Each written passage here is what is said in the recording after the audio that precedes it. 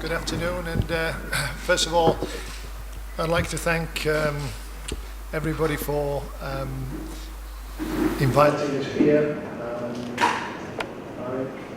Invited me 6 months ago to come and give a talk, and I was somewhat reticent to start with, but I've got to say, since we've been here, we've had a marvellous time. The hospitality has been absolutely exceptional, and everybody's been so friendly with us, and we couldn't have wished for anything better than what we've had so far. So thanks very much to everybody. Now, I've been invited to come and speak to you regarding some of my experiences in professional football in England over the last 50 years.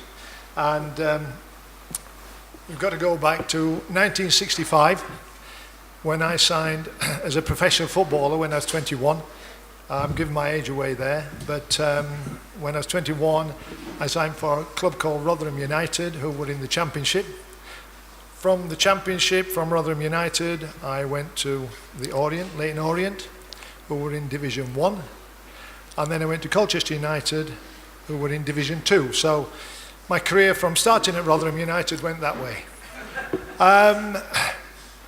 When I had to pack in through injury, I then started in youth development at Colchester United, and from Colchester United went to Norwich City. From Norwich City I spent the last 16 years of my career at Arsenal Football Club. So my career in youth development went that way, which I'm pleased to say. My granddad was a footballer, and in 1896 he was a goalkeeper. In 1896 he played for Sheffield Wednesdays, and they won the FA Cup against Wolverhampton Wanderers. And I used to listen to his stories when I was a youngster. And one of the stories he told me that when he made his debut for Sheffield Wednesdays, he was playing against Derby County. And in his first game, he said the ball came across in the 6-yard box and he went to catch the ball. And as he went to catch the ball, the centre forward from Derby County came and bundled him over the goal, into the goal, and the goal was allowed. Because in those days, it was a physical game, and not like goalkeepers today, where they're protected, you could barge the goalkeepers into goal. So he had to think quickly, what am I going to do next? And 10 minutes later, the same situation applied. The ball came across. The centre forward was coming in to tackle him. He tips the ball over the goal, over the crossbar, and then he crouched down, and as the centre forward came running after him, he threw the centre forward over his shoulder, and the centre forward hit his arm on the goalpost and broke his arm. But the reason I'm telling that story is that he had to think quickly. There's no point making the same mistake again.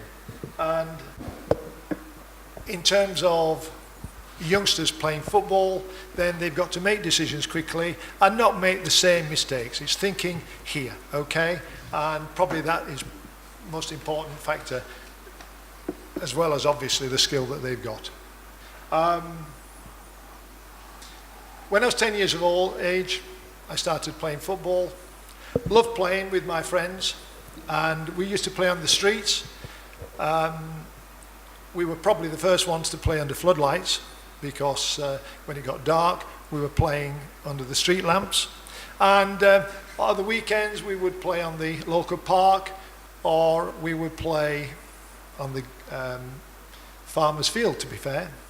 And when the farmer was moving the cows off the pitch, then we'd come on and we'd start to play. Now, if there were 6 of us, we'd play 3v3 football. If there was 8, 4v4. If there was 22, we'd play 11 aside. We only had one ball. And we used to play without a referee. We didn't have parents shouting and bawling at us, telling us how to play. And we just played to enjoy the football. And our skills improved, probably my dribbling skills, improved by dribbling around the cowpats on the pitch when the farmer had got the cows away. So this is how we learned our football, by youngsters loving football and playing. We didn't have coaches telling us what to do. We learned from our own experiences. And I would think the sorry to bring this up, but England won the World Cup in 1966. We like to brag about that because we've never had any success since. But there is hope for the future. But the players that played in that World Cup, then they were obviously top players, but they played in the same era as myself. They played on the pitches with their friends, didn't have any coaches or academies that youngsters have got today. And I'm not knocking academies because academies are doing a brilliant job in England. But in those days, we still had success through players playing and developing their own game. They only played for the school teams, and they didn't join their professional clubs until they were 16 years of age. Now, my first season when I started at Rotherham United turned out to be a disaster. In my first game, we're playing in a tournament in Holland, and big 6'4" centre half. I'm playing centre forward, and the centre half ran across and tackled my knee instead of the ball, and I had to have an operation because the ligaments and cartilage had been smashed, the ligaments had been damaged. So I had about 3 months off after the operation, got back, started to play again, and thought I was doing well. And then the manager said to me one day, I was in the reserves, the manager said, look, Roy, we're going to play you with the first team this week, but you're going to be substitute. Now, this was in 1965-66 when substitutes were first introduced. And in those days, you didn't have 6 or 7 substitutes. You only had 1 substitute each game. And so he made me the substitute for this game against Birmingham City. And we're playing at Millmore was the name of the Rotherham United ground. And 18,000 people in the ground. At half-time, we're winning 2-0. So the manager confidently says, Roy, go on and play now. Chance to get back into the game. So I've gone on, and as soon as the game started, I've played the ball to the right winger. The right winger, Barry Lyons, he's come in, he's crossed the ball, and I'm sprinting him for the ball into the penalty area. As I've stretched for the ball, I felt my knee go again. I've got a problem with my knee. I can't go off because there's no more substitutes, so I'm hobbling on the wing for the rest of the game. Birmingham City scored a goal, 2-1. 10 minutes later, 2-2. Would you believe in the last 5 minutes, Birmingham scored the winner and we've got beat 3-2. What do you think? I think when I'm walking off the pitch, feeling thoroughly miserable, the crowd booing me because it was my fault that we've got beat. And as I walked off, I sat in the dressing rooms and thought, do I really want to be a professional footballer? So there's lots of ups and downs in this game. I had to have another operation, and I was out for the rest of the season. In the second year, my season went better, and I started playing a few games in the first team, scored a few goals. And then in my third season, the manager left, and a new manager came in called Fred Green, and he wanted to bring his own players in. And so he said to me that, Roy, I've got no place for you in Rotherham's team this year, but the manager of the Orient would like to speak to you. Now I thought, the Orient, is that China? As far as we were concerned, the Orient was China. And I didn't think he felt so badly of me. But then I realised that Orient, that's Leyton Orient, and it's a small town in North London. And that's the club I went to. I had a chat with the manager, and the manager was called Dick Graham, and he signed me for £1,000. Big money in those days, so I keep telling myself. Anyway, I was 24 years of age, and I really wanted to get my career off the ground. And at the same time, Dick signed another player, and he was called Eddie Thomas, and he came down from Derby County. Derby County keeps coming up, doesn't it? But anyway, he came down from Derby County. He was 37 years of age, and he'd come down just for the last year so he could get a nice pay year, and then he'd retire and go back home to his family in Derby. Eddie obviously didn't play too well in his first few games, and I do remember when we were playing a game against Northampton Town. It was a muddy pitch, it had been raining, Eddie's running down the wing, and he got tackled by the full-back, and he sprawled head first, and he was covered in mud. And as he got up, the manager shook his head and said, "Eddie, come off, son, come off." And so Eddie came off, and it was a boring 0-0 game at the end. At the end of the game, we were in the changing rooms and waiting to see the manager. And the manager came up to Eddie Thomas, and he said, "Eddie," he said, "you know, you was a better player than what you've been here. What were you like when you played for Scunthorpe and Newcastle? You was a very good player." He said, "Boss, I never played for Newcastle. I never played for Scunthorpe. I've only been at Derby County all my life." The manager said, "Oh no," he said, "I've signed the wrong player." And there were two Eddie Thomases in those days. And Eddie Thomas was a player that was very good. He played for Scunthorpe and he played for Newcastle. He went to Newcastle for £40,000 and had a very good career. So Eddie then packed his bags and he went back to Derby. So that was a little unfortunate. We had another game I remember at the Orient, and there's a 17-year-old called Graham Saxon. He'd done well in the reserves and the youth team. And the manager said, "I'm going to play in the first team this week." And we were playing Watford. He was a left winger. And Watford player manager was a guy called Ken Furphy, who was 36 years of age. So he was lacking pace, but he'd had a very good career. Anyway, as the game's kicking off, just before the game kicks off, we see Ken Furphy talking to Graham before the game. I thought, well, that's nice. He's wishing him all the best. He's making his debut. He's only 17 years of age. And I thought that was really nice of the player manager to say that. Anyway, the game petered out, and I think it was 1-1, a draw. Graham didn't play a particularly good game. In the change rooms afterwards, I said to Graham, "Look, what did Ken Furphy say to you after the game, before the game started?" He said, "Roy," he said, "look, son, I know you're making your debut, so I'm going to let you play, and you can pass the ball around, but as soon as you take me on and run past me, I'm going to kick you over that bloody stand." So that shows the sort of mental toughness and strength that one has to have in order to become a professional footballer. And it certainly reminded me of my debut when I was playing for Rotherham United at Cardiff City, and I went near the centre half in the first 5 minutes. I was an amateur. I was a college boy playing their first game in the Championship. Well, equivalent to the Championship. It was the old second division. And the centre half came to me and he said, "You come near me, son, I'm going to break your leg."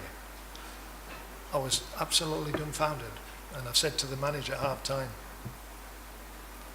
"Boss, he's going to break my leg." He said, "He's going to break my leg." He said, "Welcome to the world of professional football, son." Obviously, he was going to intimidate me, so I'm going to play badly. So again, the mental strength that one has to have to become a player, most important.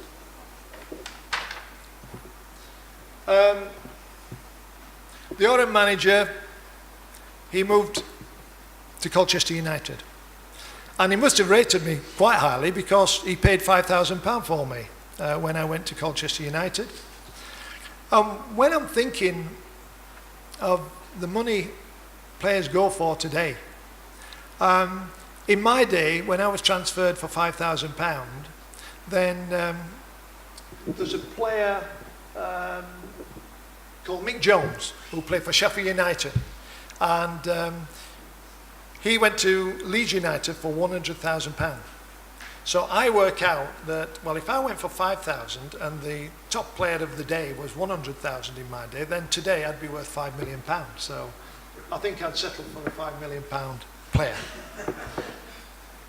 But injury struck again. What I was saying though, when I went to Colchester, in my first 2 months, I scored 13 goals, so I was doing really well. And was very pleased with my performance. Unfortunately, I had a broken ankle in one of the games, and so again I was out for the rest of the season. The year after at Colchester United, again, I was in the first team, but my knee went again, playing in a cup game at Cambridge United. And so I had to go to hospital and have another operation.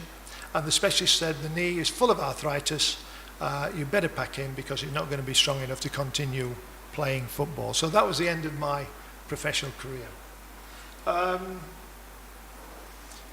Dick Graham then said to me, if I stayed in Colchester, then I could stay and run his youth team.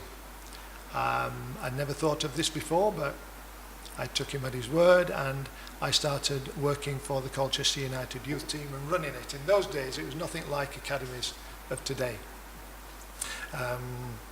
In those days, you could take a boy at 15 years of age, you'd train him a couple of times in a week, play friendly games on a Saturday, and then at 16, you'd take the best players on in the area, and they would be part of your youth development and youth team. But besides training in the week and playing on Saturdays, they did various duties, and the boys had to sweep the terraces when a first team game had been played. They also cleaned out the dressing rooms. They had to make sure that the footballs were pumped up. They'd put out the training kit for the professionals, and they'd help on the ground stuff. There's no education for youngsters if they didn't make the grade. But we did have some success at Colchester. We had two players, Ian Allinson and Perry Groves, went from Colchester United to Arsene, and they had good careers at Arsene Football Club. And the rest of the boys who were local played for Colchester United's first team, or they played against other teams in the old Division 3 and Division 4. Okay.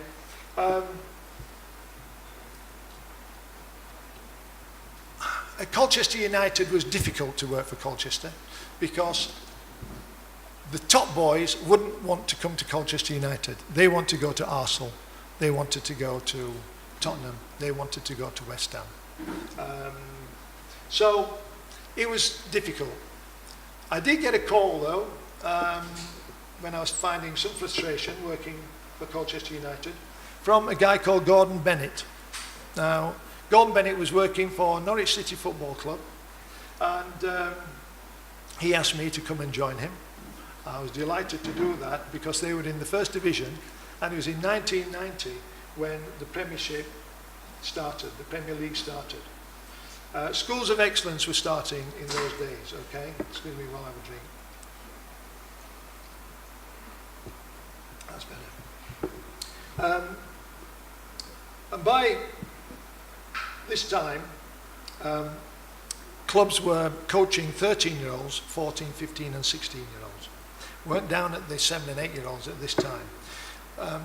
So it was an opportunity for me to look at players in the London area to take, Norwich was 80 miles away, so from the London area I was watching players and taking them up to Norwich during the holidays and on Saturday mornings.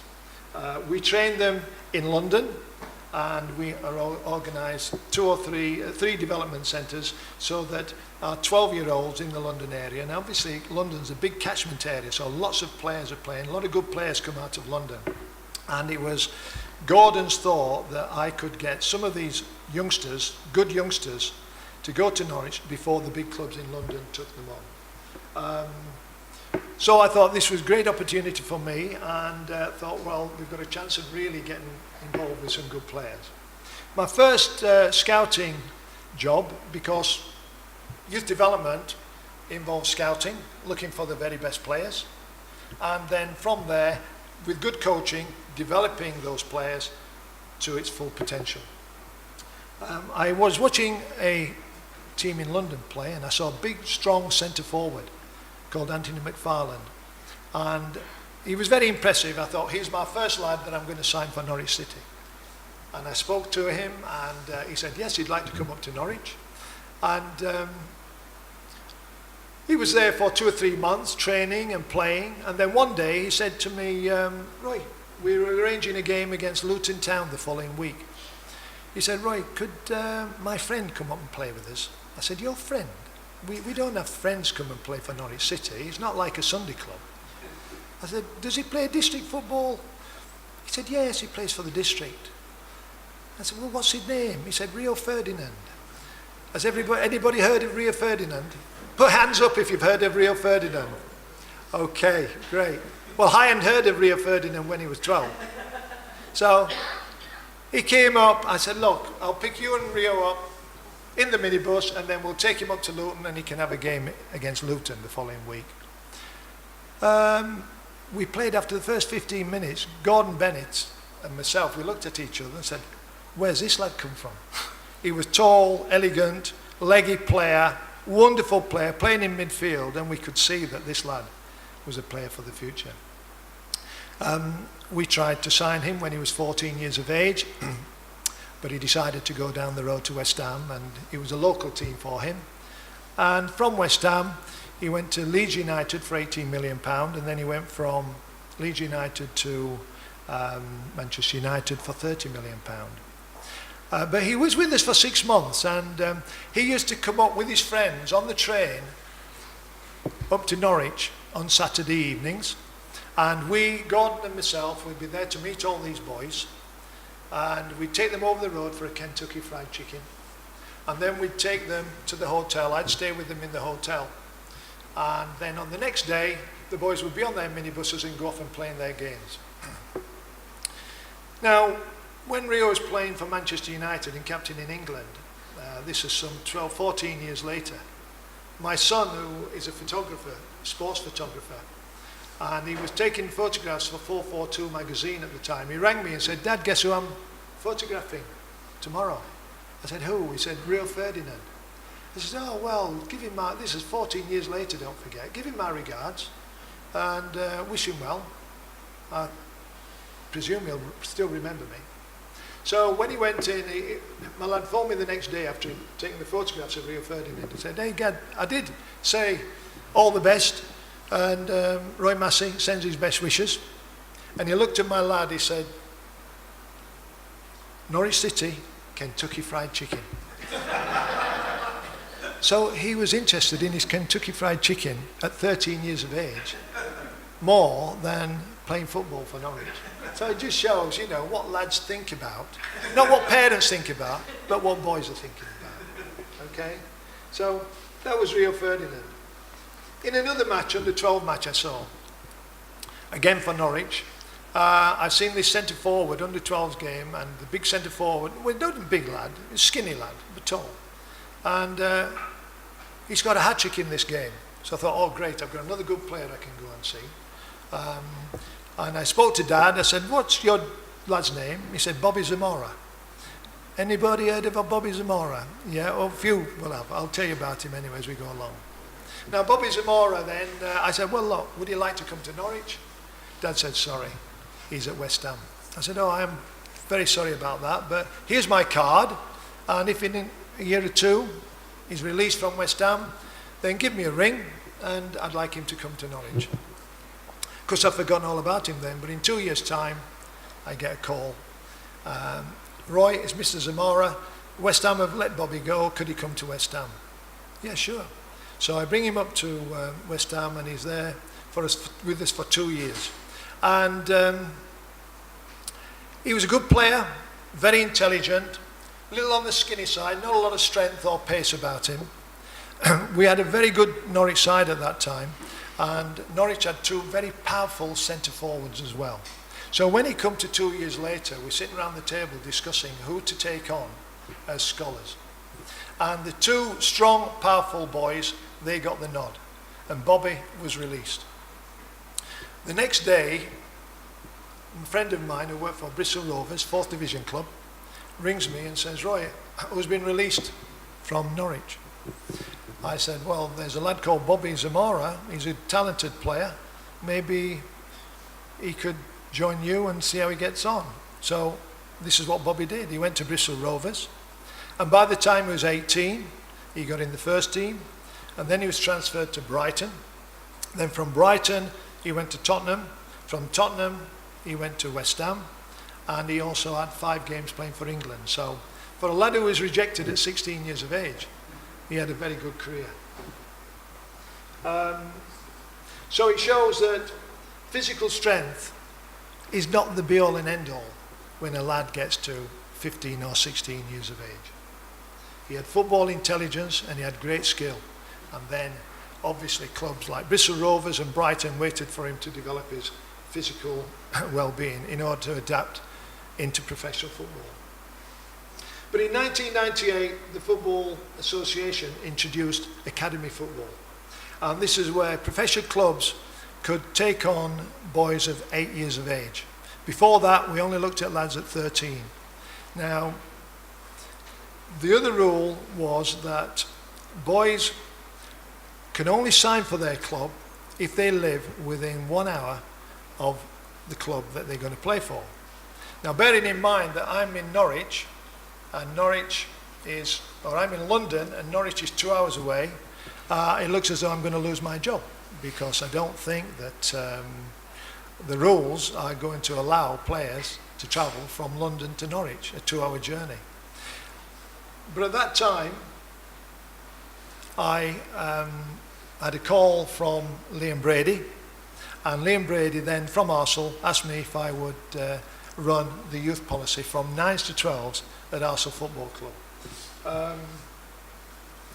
I was obviously very interested in this, and the fact that I was going to lose my job, I readily accepted going to Arsenal.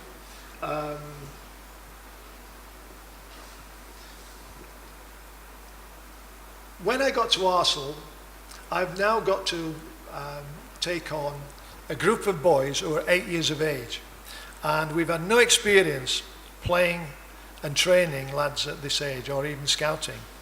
I've taken over at Arsenal in May, and I've got to get a team of 8-year-olds to play for the Arsenal under-8s or under-9s in 3 months by the time the season comes in September.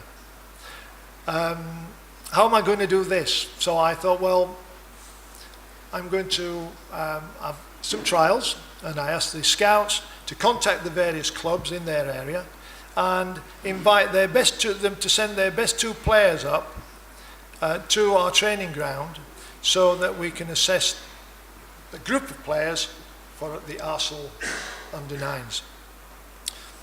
We had about 60 boys turned up, and we had this assessment programme, and we were a bit disappointed with the quality of players, but we had to sign a dozen lads to make an under-9 squad.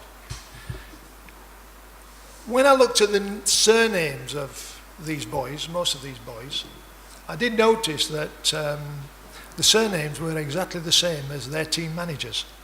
So in other words, the dads have been sending their sons up for the trials rather than their best 2 players. So we were had there. So we had to cope with a reasonable side, but not the best side. And Arsenal wanted the best to play the following season. So what have we got to do now? We're struggling. We are now in academy football. We've got under-8s to sort out, and Arsenal want the best. London's a big catchment area. How are we going to get the very best boys to play for the Arsenal under-9s for the following season? And we set up development centres, north, south, east and west of London, put 1 coach into each centre, and their job was to get the very best boys in, and then we would have all the boys together throughout the season. We'd play games, we'd assess them, we'd have assessment games in order to select the very best boys. As it happened, this worked very well, and we had a very good team, and they went, in fact, from under-9s through to under-18s, and they won the FA Youth Cup. They beat everybody in London, and we thought we got a marvellous squad of boys there. They beat Liverpool 5-1, 5-2 in the FA Youth Cup, and we were very pleased with the development of these boys. In fact, because there wasn't so much competition in London, we decided when they were 15, we'd take them up to Manchester United, and we'd play a friendly against Manchester. This will test the boys playing against Manchester United under 15s. We went there and beat them 7-0. And we were full of ourselves. Oh, flipping, we're good at we are. We're good coaches, we're good scouts. Alex Ferguson was on the touchline, he was fuming with his coaches, you know. Arsenal coming up and beating us 7-0. So we were patting ourselves on the back. 3 years later, when these boys are 18, and there's one lad who was playing for Arsenal called Henry Lansbury. And he was in Germany at the time. And he was playing for the England under-18 squad against Germany. And my colleague, Steve Leonard, he said, Roy, I think I'll ring Henry and wish him all the best for his game with England tonight. I said, yeah, do him. Give him my best wishes. So he rang Henry, and Henry said, Steve, my teammate or roommate wants to have a chat with you. He said, put him on. And he said, hello, Steve, this is Danny Welbeck. I still can't forget you beating us 7-0 when you came up to play us 3 years ago. Now, I didn't know Danny Welbeck. And Danny Welbeck, for those people who don't know, is a £30 million player, was transferred from Manchester United to Arsenal, and he plays for England. And in that game, I never knew a lad playing centre forward for Manchester United. He probably never had a kick in that game. So let's think about which was the most valuable team to their club. Was it the under-15 side that goes on to win the FA Youth Cup and has produced 6 or 7 players, but they're only playing in Division 2 or Division 1? Or was it the team that produced one player who was a £30 million player? So at the end of the day, you know, we're in youth development not to develop winning teams, but to develop individual players, and individual players to their full potential. And that, to me, is what youth development is all about. Not the fact that we'll sign these, which I've got to admit, I made that mistake on occasions, rather than signing big, strong boys who are there to win games. Okay? So it is development. Sorry? I've got 10 minutes. I'm going to whip through it. Okay, all right. Okay. Arsene Wenger always said, in order to win games, it's only the first team that's responsible.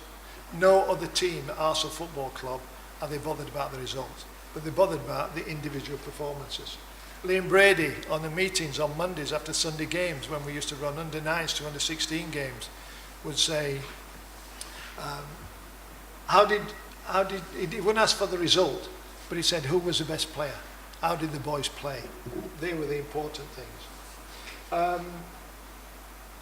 So I've learned through my mistakes, and oh on earth, if I had a crystal ball from 15 years ago. When I started at the Academy in 1998, there was a young player who was 9 years of age called Dwight Gale. Now Dwight Gale, a wonderful player at 9 years of age. He'd run and dribble past players, score goals, he's playing on a small pitch. And he did this for 3 years. I thought, what a player we've got here. Then, unfortunately, he's gone onto the big pitch and he's playing 11-a-side on a massive pitch, and he's only this big still. Now, for 2 years he struggled, he hadn't scored a goal. So he's lost interest in the game. He's depressed. He's not playing very well, so we had to release him. 3 years later, I saw him in a local shop, actually, near the training ground. Dwight, how are you getting on? He said, I've packed in football, right? I just play with my mates. Playing with your mates? Oh dear, I was ever so sorry and thought, maybe there's a child star, as you get child stars in every activity. And in football, you certainly do. But then I heard he started playing with his mates, and he was playing for a local club, amateur club, and he scored goals. And then he went on to a little part-time club called Bishop Stortford. And from Bishop Stortford, he went to Dagenham and Redbridge, scored some goals. And then I've heard he's scoring goals at Peterborough United on loan from Dagenham and Redbridge, who were in the Championship. And then next thing, within 3 years of me speaking to him, and him saying, Roy, I packed in, I'm not playing, he's gone for £6 million from Peterborough United to Crystal Palace. And a year ago, he was transferred to Newcastle United for £12 million. And his 26 goals that he scored last year for Newcastle United have taken Newcastle into the Premiership. So once again, then, it shows that lads can't drop their heads when they're 14 years of age if they've been rejected. A lot of lads are rejected at 14 years of age, but they don't make it because they give up. But the few lads that do make the grade, who've been rejected, have got the strength of character to say, look, I'm going to prove you wrong. And this is what Dwight did. And we're delighted that Dwight Gale is doing really well. Another young player that I signed when he was 9 was a lad called John Joe Shelby. Now, John Joe Shelby was a little lad, he was a timid little lad, and he used to cry a lot, and his dad came in to me when he was 12, and he said, Roy, we want to leave. I said, what do you mean you want to leave? He said, well, every time he makes a mistake, the coach makes him do 2 press-ups. I said, what's wrong with that? He's made a mistake, he's doing press-ups, he's only in training. No, he don't like that. So I didn't see enough in John Joe Shelby at 12 for him to be a player. So I allowed him to go, and he was released. Now, John Joe Shelby then went to West Ham, and at West Ham, it didn't work at West Ham, so then he went to Charlton Athletic. From Charlton, he's transferred for £2 million to Liverpool. He gets in the first team. This is when he's 20. And I'm watching this game on TV, and John Joe Shelby's playing against Manchester United for Liverpool in midfield. Now, this is a lad who was crying in the change rooms when he was 9 and 10 years of age, because he was a very sensitive lad. And I see him going to a crunching tackle after 10 minutes of the game. It's on TV, on Michael Carrick. Oh, it was a terrible tackle. Michael Carrick's rolling around in agony. Rio Ferdinand comes running up to John Joe. He said, what do you think you're doing? John Joe said, give up, F off, sort of thing. The referee goes up to him. I said, he's going to get the yellow card. He gets a red card, he's sent off. As he's walking off, I see Alex Ferguson running down onto the touchline. What? He's remonstrating with John Joe. What on earth do you think making a tackle? Get lost. And he's dismissed just within 30 seconds the England captain, Rio Ferdinand, and Alex Ferguson. And this is a lad who he used to cry in the changing rooms when he was 12 years of age. I mean, how does he develop that sort of mental strength? Which he has, and all credit to him. He was a talented footballer, but his mental strength and his physical strength has made him into a player now. And he spent 2 years at Swansea in the Premiership, and then he went for £12 million to Newcastle, and now he's captain of Newcastle United. So what a great story for any lad who is struggling early on in his career. One young player that came to me was from Luton Town. There was a lad called Jack Wilshere. And Jack Wilshere, he was 10 years of age, and you thought, this kid's going to be a player. He was outstanding. And but he was very competitive. And I remember going to take him with the under-12s on a tournament in Belgium. And the guy who was looking after us in Belgium, we'd have got to the semi-finals. We were playing PSV Eindhoven in the semi-finals. And the guy looking after us said, look, Jack Wilshere is going to be player of the tournament. He's 4 points ahead of everybody. So I thought, I'll give Jack an incentive. I said, Jack, come up with me. And we went upstairs. And we went to the big cabinet. I said, would you like to take that trophy home? The trophy was bigger than him. He said, yes, Roy.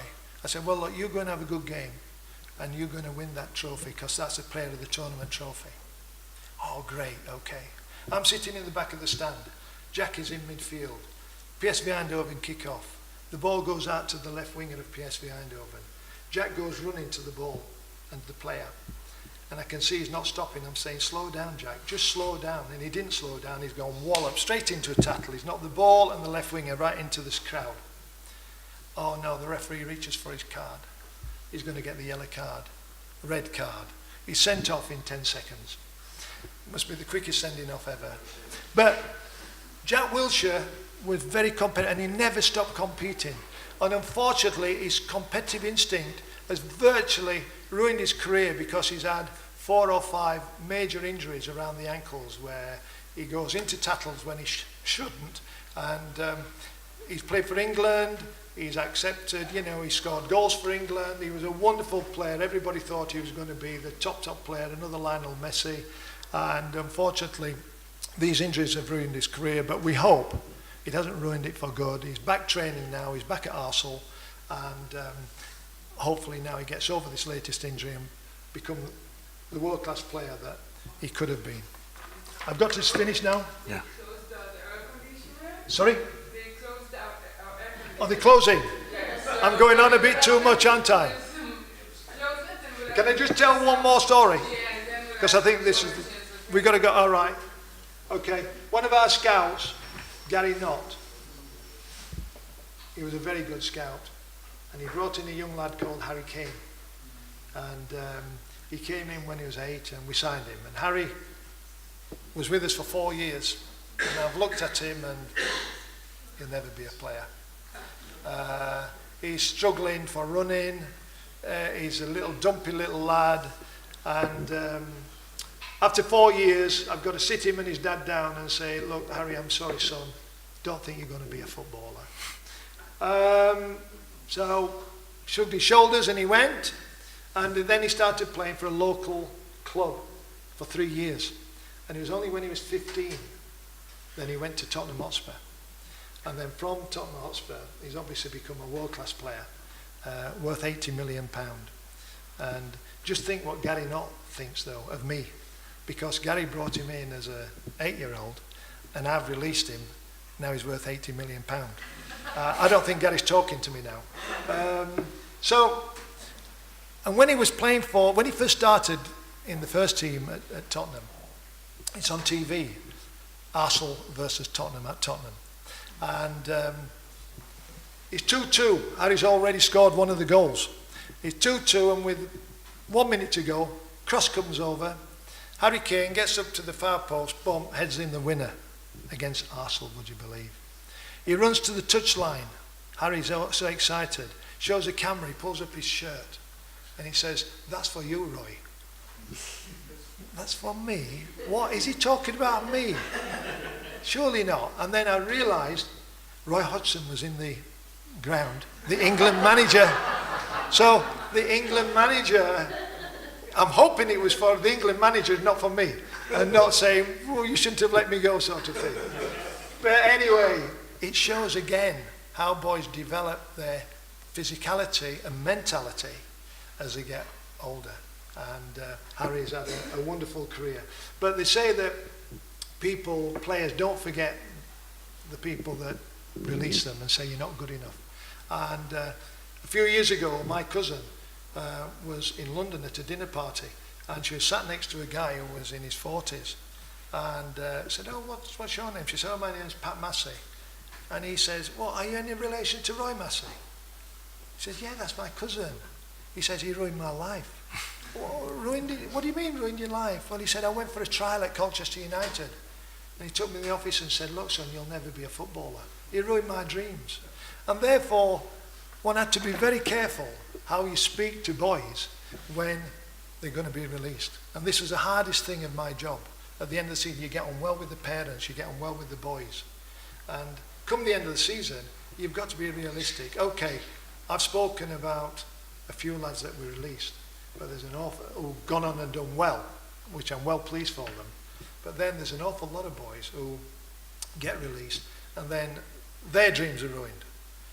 And it is, you know, I know I've left Arsenal over the last 3 years, and I do feel a little bit sorry for boys and parents when they signed at 8 years of age, and are they all dreaming of becoming top players, and yet you know, they don't think their boy's going to fail, their boy's going to be a player.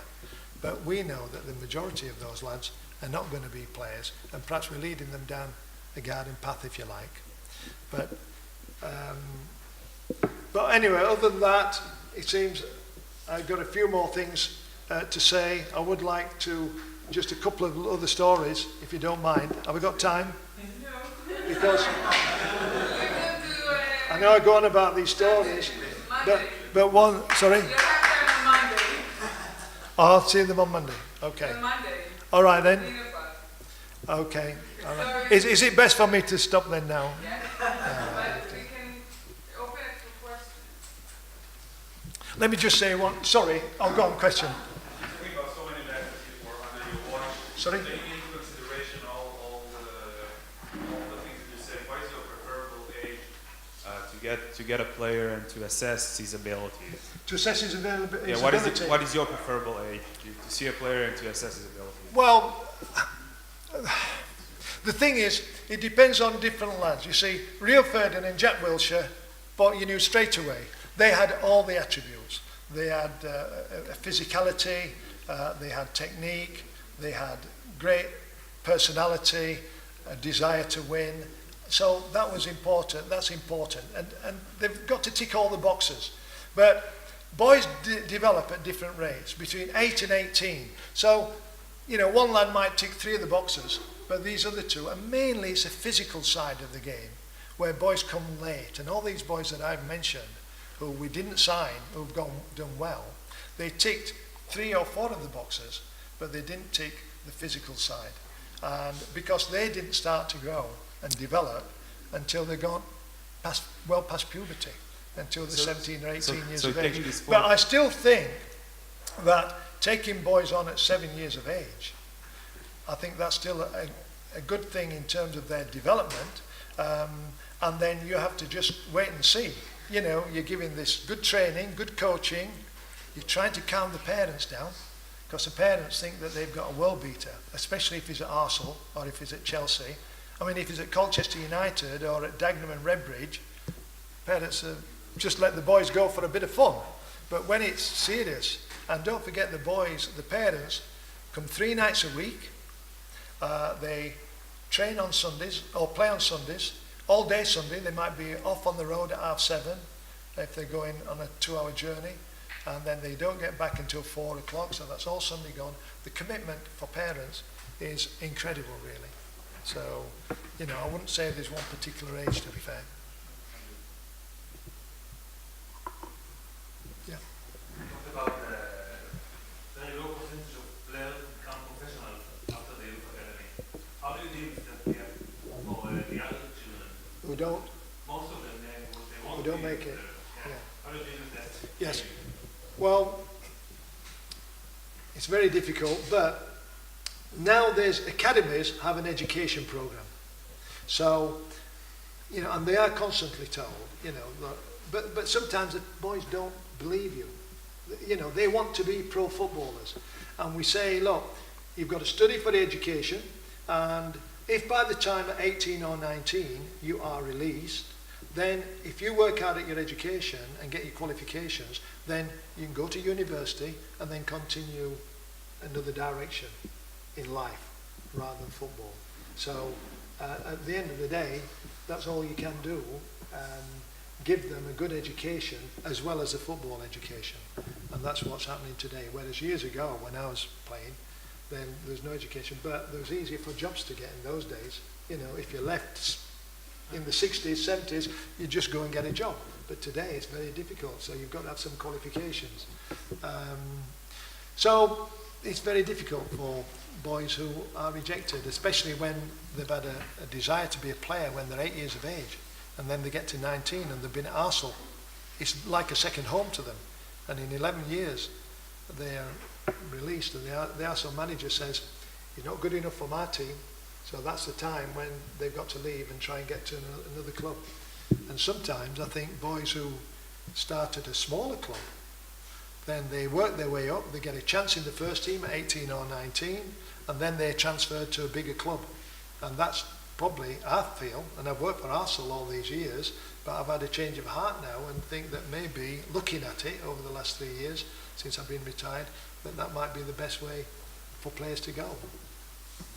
Southampton were a fabulous club, and they brought in lots of top players. Oxlade-Chamberlain, who's gone to Liverpool. They produced 10 great youngsters, but they were in Division 1 and the Championship. So at 18, they give these lads an opportunity to play. And if you're good enough, then you're going to be a player, and you go from there. But if you're at Arsenal, then Arsene Wenger's not going to give a lad a chance at 18 years of age unless you're really, really, really outstanding. And so it's difficult for those players. And I've had in the last 6 months 4 or 5 boys who are now 19 and 20 and saying, "Roy, can you help us? We've just been released by our clubs and we can't get a club." So I try and get them fixed up with other clubs. Yeah.